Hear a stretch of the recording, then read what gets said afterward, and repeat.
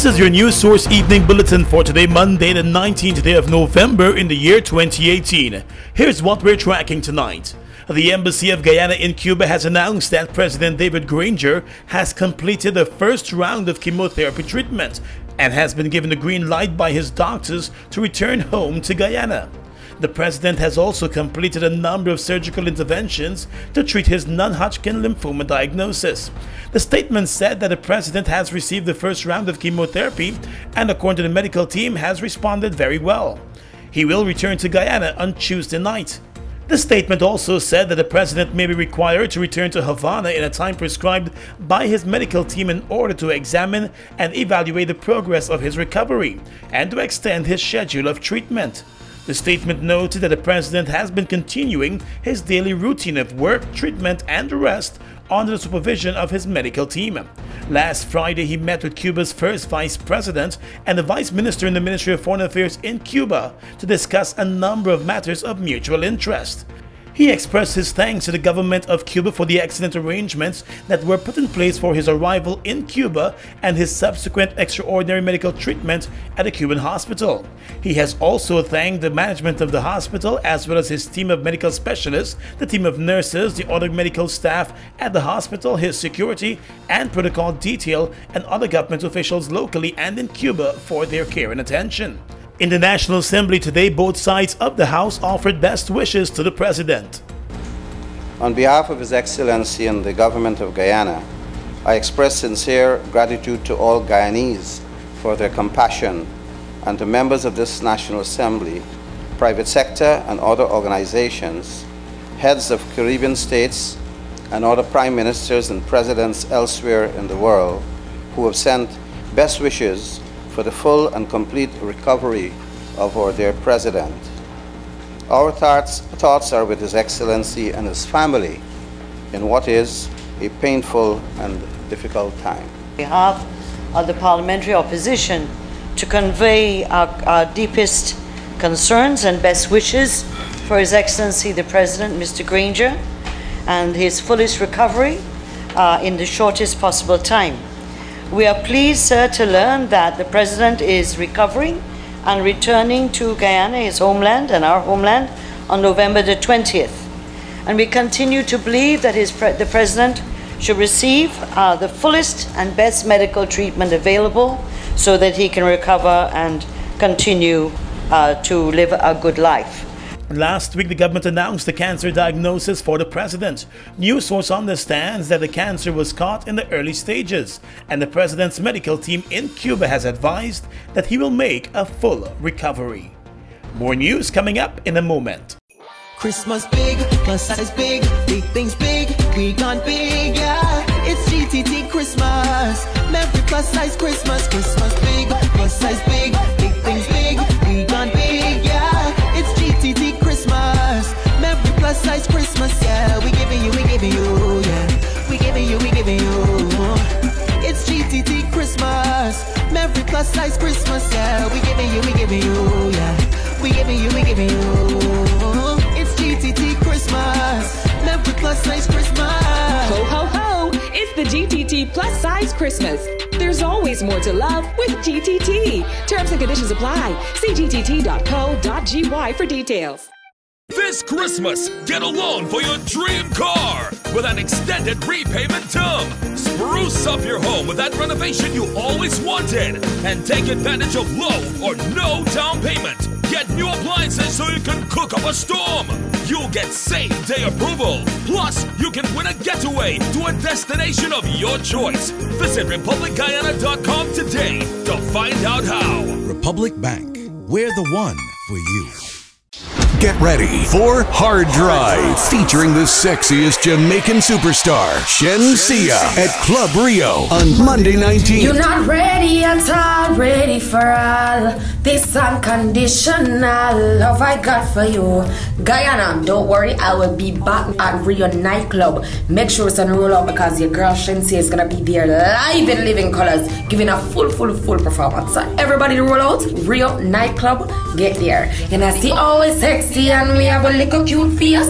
Nothing them not have over me. Some y'all watch me style and a chat, but a time them a waste. Nothing them not have over me. ride it, ride it. Ready to ride it, ride it, ride it, ride it, ride it, ride the wave. Open up the new vibe, drink up the boldness inside. Radical and fresh and wild, catch the wave now. Ride bold, ride fresh, ride strong. Come on, ride the wave. Taste the action, satisfaction, perfection. Wave,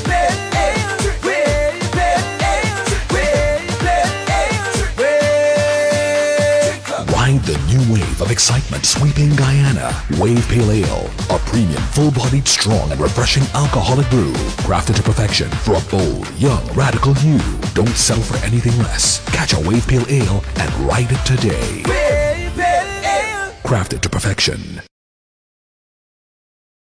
Welcome back. Let's tell you now that the government of Guyana, through the Foreign Affairs Ministry, today announced that Guyana has submitted its memorial of jurisdiction to the International Court of Justice in the case brought against Venezuela. Guyana wants the court to confirm in a final and binding judgment the full legal validity of the arbitral award that established the international boundary between Guyana and Venezuela more than a century ago. In the statement, the Ministry of Foreign Affairs said Guyana filed its memorial in accordance with the order of the court dated June 19, 2018, which determined that it would first resolve the question of the court's jurisdiction in light of Venezuela's refusal to participate in the proceedings based on its claim that the court lacks jurisdiction. Guyana prepared its memorial bearing in mind the court's instruction that it should be informed of all the legal and factual grounds on which the parties rely in the matter of its jurisdiction. Foreign Affairs Minister Carl Greenidge.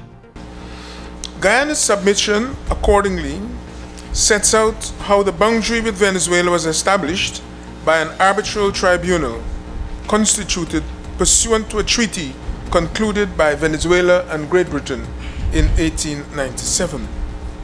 Venezuela accepted this unanimous award, which was rendered by 5 eminent jurists on 3rd of October 1899, celebrated its outcome, participated in a joint commission to demarcate the boundary on the ground, and issued on the award's strict implementation and insisted on the award's strict implementation.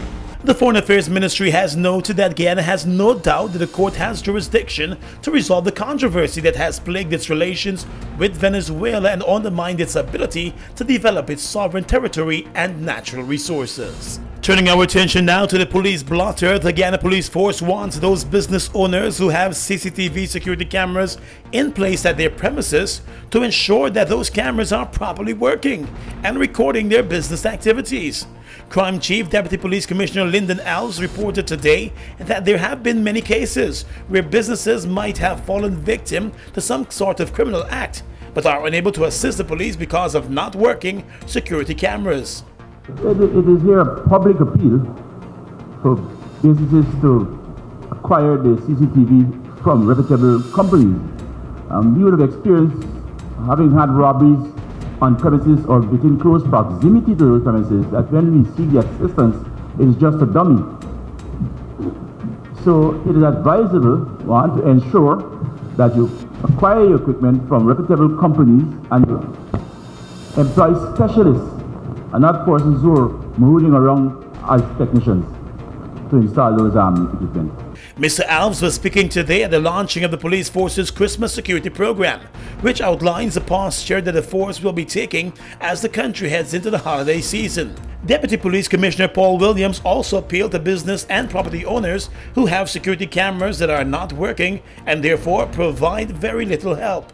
Persons who have CCTV, we know that that is their private course in terms of having those CCTV installed, but what we are appealing to them is to ensure that it becomes operable, that we can able to have information from them so we can able to embark upon our successes in terms of dealing with crime. Crime is everyone's business. We will continue to work assiduously in terms of making sure that we give our citizens the requisite service and protection needed, but there again, it requires a partnership approach. As part of its Christmas security program, scores of police officers will be dispatched on foot patrol across the city and the rest of the country in the shopping areas.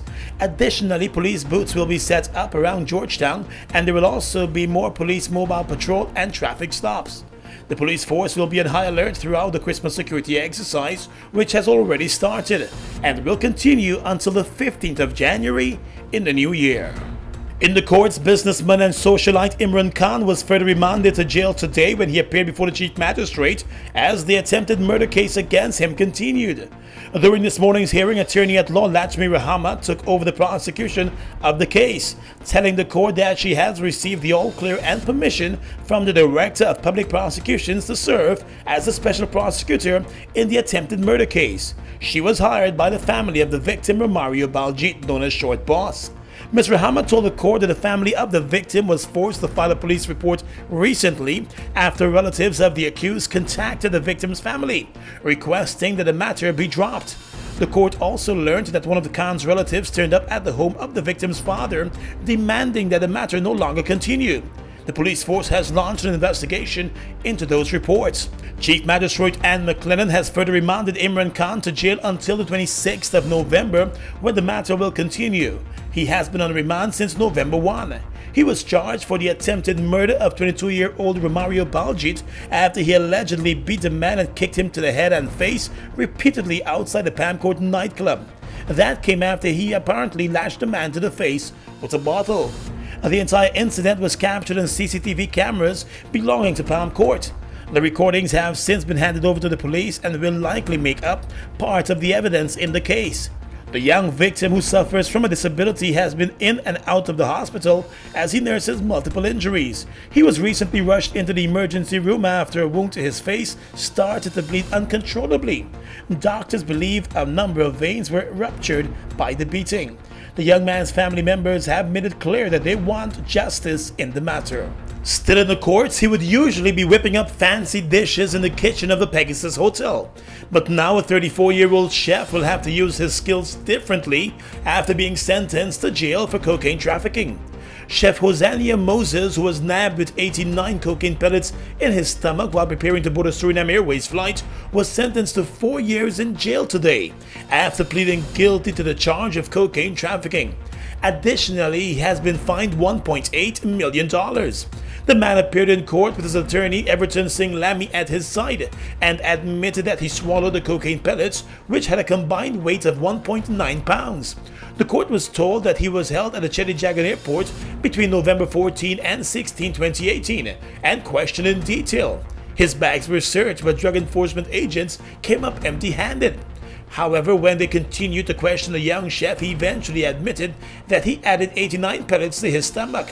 He was taken to the Georgetown Hospital, where an X-ray confirmed the presence of the pellets in his stomach. He remained in hospital until he excreted all of the pellets. The chef apologized to the court today for his actions and was immediately carted off to prison. The Guyana police force is in mourning following the tragic death of a young police constable who was involved in an accident in the Araima area in Region 10.